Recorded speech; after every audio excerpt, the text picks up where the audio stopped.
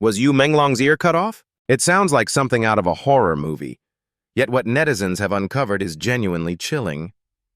At first, many people dismissed these theories as internet exaggeration.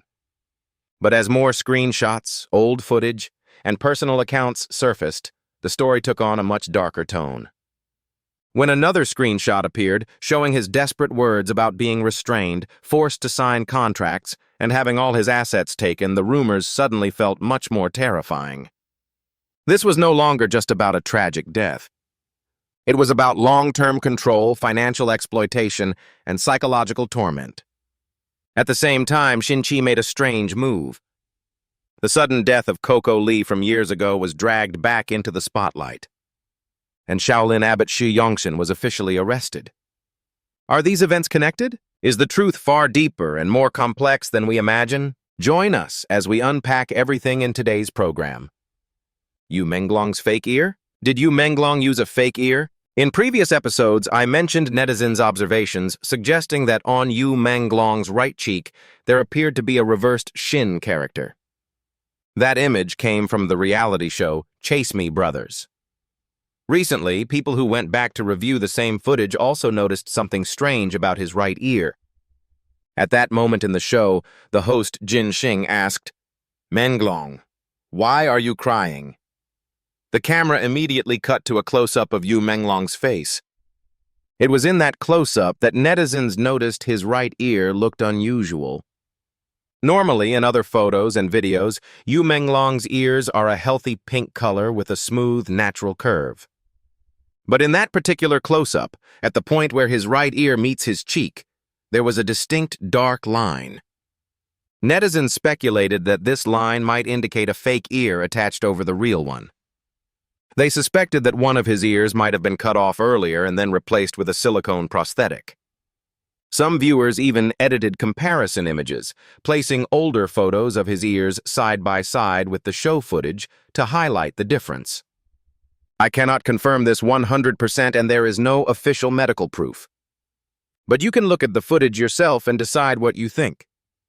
In addition, a netizen sent commentator Li Muyang a screenshot that revealed a shocking amount of information. It may very well have been an earlier post written by Yu Menglong himself, or by someone who knew his situation closely. The post said, "I am so tired. I want to go home, but I cannot. My contract expired, but they forced me to sign again. If I refused, many people beat me. My house, my savings, even the money for my mother's medical treatment, everything was taken by them, yet they still will not let me go." These words, whether written by you or by someone in the same circle, describe a life that feels more like captivity than stardom.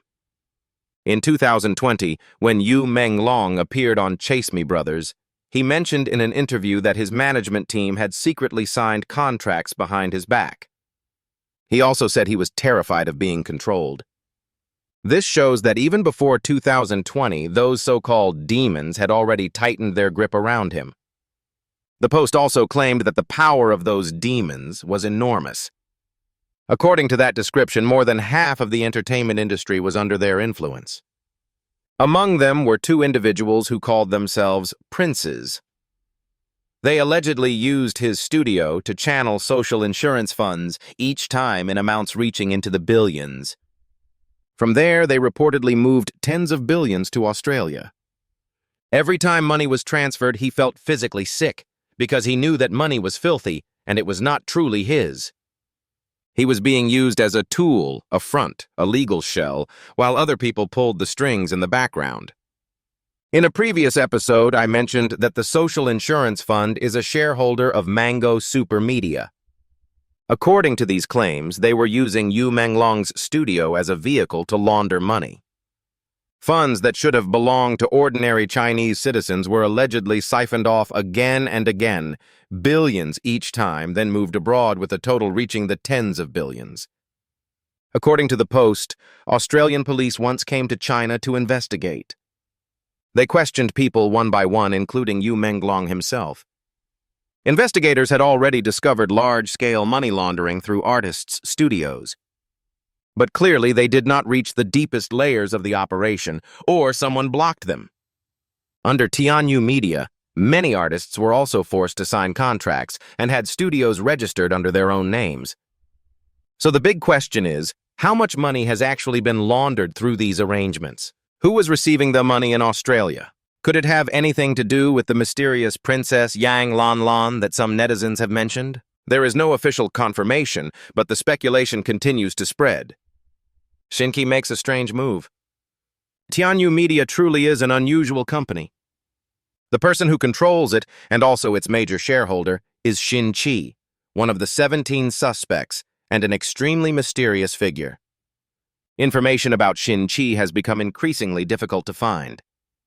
Old posts, pages, and records seem to fade or disappear, almost as if someone is deliberately erasing his footprints. Recently, he made another strange move that caught netizens' attention. From the timestamp around 11 minutes and 34 seconds to 11 minutes and 40 seconds in one video, Xin Qi deleted the only 8 photos in his Douban album. He is diving even deeper into hiding, trying to erase himself from public memory. But the internet never forgets. Netizens managed to recover those 8 photos. They quickly pointed out that red-haired Chengqing Song appears in every single one of them.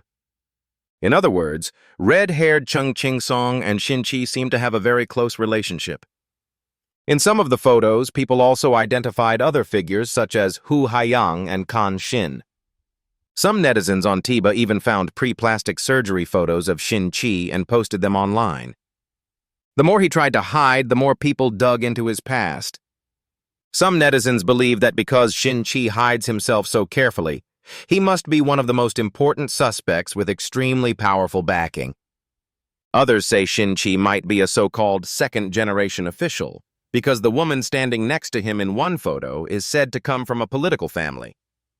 Some netizens also pointed out that Xin Qi once served as the head of Yu Menglong's fan club and had set his sights on him early on. Later, Xin Qi became the chief operating officer of a company called K Shouying Buyu. The name Buyu, which literally means catching fish, led to speculation that it really meant catching you, since you and fish are homophones in Chinese. This kind of hidden wordplay is extremely common in mainland China, so netizens' suspicions cannot be dismissed outright. Additionally, some netizens accused Tianyu Media of controlling Yu Menglong and intentionally preventing him from becoming famous. After his official fan club was dissolved in 2018, real fans were reportedly not allowed to promote him or post his works on their own. Only Tianyu could do that. So even though he had fans, he was never actually promoted in a normal way. It is as if his career was deliberately put into a cage. Earlier, there were reports that actress Song Yiren had hired water armies, or paid commenters, and then failed to pay them.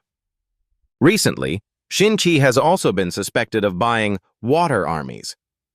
Photographic evidence showed clear pricing structures.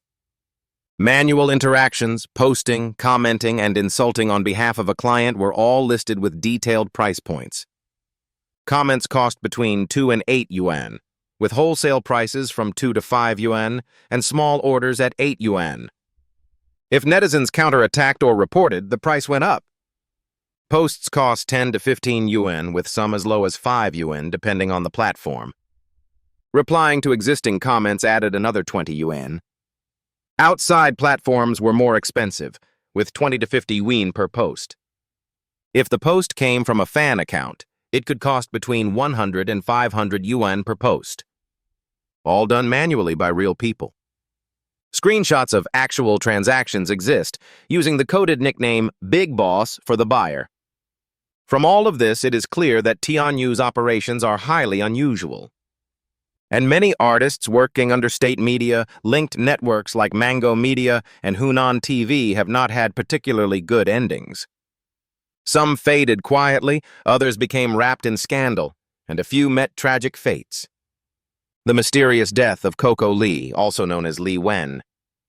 Li Wen's management once issued a statement saying that on July 2, 2023, she took her own life at home due to depression. Despite emergency treatment, she passed away. Her older sister, Lee Silin, immediately stated that her sister had committed suicide, but that the precise cause of death would have to wait for the autopsy results. Later, Hong Kong media reported that the cause of death might have been suffocation from vomit blocking her airway. Lee Silin responded that her sister had indeed vomited that day, but the final conclusion still had to come from the coroner.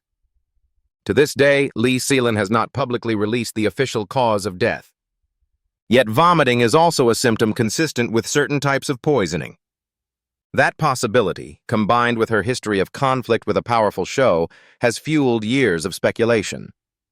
We all know that during her lifetime, Li Wen publicly accused the production team of The Voice of China of humiliating and bullying her. She even alleged dark dealings and hidden rules behind the show. Once the leaked audio recordings came out, public outrage exploded, and the program was eventually suspended. Li Wen served as a judge on the 11th season of the show. At that time, her health was already very poor. She suffered from depression. She had undergone treatment for breast cancer. Her left leg had required surgery, and she could not stand for long periods without support. Because she was dissatisfied with the unfairness and shady operations of the show, she voiced her objections. In the leaked audio, Li Wen said, "Why is my score of 88.3 lower than the minimum score of 73? How can that contestant continue when my 88.3 does not qualify? Someone explain these rules to me." A staff member replied, "This is not something we can discuss openly on the table." Li Wen responded, "I am telling the truth." "Of course you will cut all of this out. I know this is unfair." Because of her protests, the production team allegedly set out to humiliate her. During a duet performance with contestant Wang Zipeng, the original agreement was that he would support her as they walked on stage. But during the actual show, the team reportedly positioned Wang with his back to her, leaving her alone under the spotlight. Wearing 7-inch heels and with her leg in poor condition, she ended up falling in front of the audience. After she fell, no one from the crew helped her up. It was another judge, singer Fish Leong, who could not bear to watch and rushed to assist her. For that act of compassion, she was reportedly scolded by the production staff afterward. As for Wang Zipeng, he later said he had no idea the positioning had been changed and that the decision was made by the production team. They reportedly prevented him and Li Wen from communicating and even confiscated his phone. In other words, the team deliberately retaliated against Li Wen for daring to speak out. After the show ended, Wang Zipeng posted screenshots of his messages with Li Wen. In those messages, Li Wen wrote, "The director deliberately sabotaged me. I know how cruel people can be. In 28 years of singing, I have never met a director this vicious. But heaven has eyes. This person will face retribution. Sometimes in this world, you will meet people filled with extreme malice." In other leaked recordings, you can hear the assistant director forcibly dragging Li Wen off the stage. These incidents left her devastated and deeply humiliated. Because she spoke up, the show was heavily criticized and temporarily boycotted. Her accusations and resistance also put her in danger because she had challenged people who, according to many, must not be challenged. And who exactly are those people? The Voice of China is an extremely influential entertainment program, the spiritual successor to Hunan TV's Supergirls. The production company is Star China Music, under the joint venture between China Media Capital, also known as CMC, and News Corporation of Australia. News Corporation's chairman is the famous media tycoon Rupert Murdoch. And who owns CMC? Officially, the chairman is Li Rigong, the former chief executive officer of Shanghai Media Group. But the real controlling figure is said to be Li Dong, the eldest daughter of Li Changchun. At that time, Li Changchun was in charge of all propaganda and ideological work of the Chinese Communist Party. Naturally, Li Dong's business empire revolved around the media industry. CMC was approved in 2009 as China's first large-scale cultural media investment fund. Who invested in it? Primarily state institutions and entities. Its fundraising scale reached 20 billion renminbi, with 6 billion in the first phase alone. According to media reports, Li Ruigang had a wife and child. After meeting Li Dong, his marriage collapsed and ended in divorce. Thanks to Li Dong's backing, Li Ruigang quickly rose through Shanghai's media system. He became chief of staff of the Shanghai Party Committee in his early 40s. If Li Dong had not asked him to leave politics to run CMC, he might have climbed even higher. He is considered the financial steward of the Li Changchun family. Under the massive umbrella of the Li Changchun clan, the Voice of China received 60 million renminbi in sponsorship funding from Jiaduobao Beverages. A single 15-second ad slot cost 360,000 renminbi. This powerful family used political influence to monopolize the entertainment market and generate enormous profits. In its first season alone, The Voice of China earned 1.7 billion renminbi in advertising revenue. That figure does not even include additional revenue from contestant contracts, commercial appearances, music academies, concerts, musicals, and offline shows. The entire value chain was under their control. And that 1.7 billion contained a dark secret. Li Ruigang reportedly used his power at Shanghai Media Group to illegally divert the equivalent of 1.7 billion renminbi in advertising resources from SMG to Zhejiang TV's Voice of China. Through the combined influence of Li Ruigang and Li Dong, the show's value skyrocketed. So when such a colossal money-making machine was thrown into chaos because of Li Wen, leading to the show being suspended, do you really think Li Ruigang and Li Dong would simply let her go without consequences? Although there is no direct public evidence, many observers believe that the likelihood she was poisoned is very high. Commentator Qiu Feng is also suspected by some of having been harmed by Shaolin abbot Shi Yongxin. And behind Shi Yongxin, many point to the same powerful political family, the Li Changchun faction. It seems that stars who refuse to comply, or who are chosen as sacrificial pawns, often meet tragic ends. Shi Yongxin has been officially arrested. On November 16th, Chinese authorities announced that the Xinjiang City Procuratorate had approved the arrest of Shaolin Temple abbot Shi Yongxin. The charges he faces include embezzlement of assets through his official position, misappropriation of funds, and accepting bribes despite not being a state employee. Earlier, on September 19th, Shenzhen News reported that several local figures closely connected to Shi Yongxin, people with the surnames Zhao, Qian, and Liu, had been taken in to assist with investigations. Relevant departments are reportedly looking into 2 criminal cases involving Shi Yongxin, as well as allegations that he has multiple illegitimate children.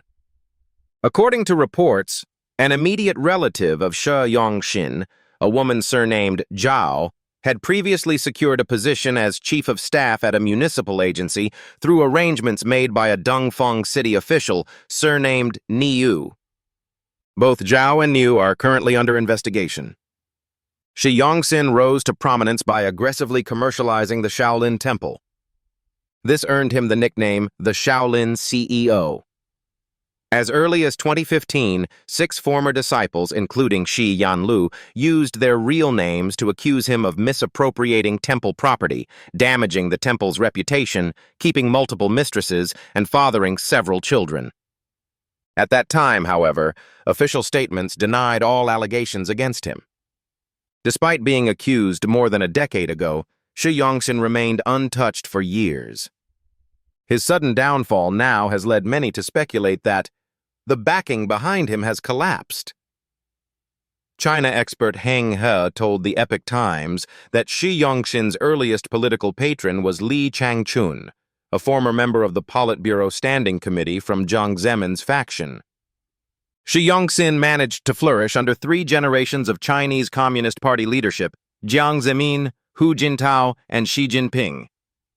Each leadership reportedly valued him in different ways. His commercial empire received strong support from high-level officials. It is possible that each standing committee lineup contained someone protecting him, and that all 3 general secretaries may have indirectly benefited from or shielded his operations. Under Xi Jinping's anti-corruption campaign, not only did Shi Yongxin avoid downfall for a time, his status actually increased. He served as a member of the Chinese People's Political Consultative Conference and as a standing committee member of Henan Province. He also served as vice president of the Buddhist Association of China. According to Heng He, Shi Yongxin's Shaolin commercial empire functioned essentially like a private enterprise, tempting and involving various ministries and officials. I have discussed Shi Yongxin's downfall in previous videos, and you are welcome to revisit them if you are interested in more details. But one thing is clear. When a monk who holds so many secrets is suddenly arrested, it is never simple. It almost always connects to deeper factional struggles.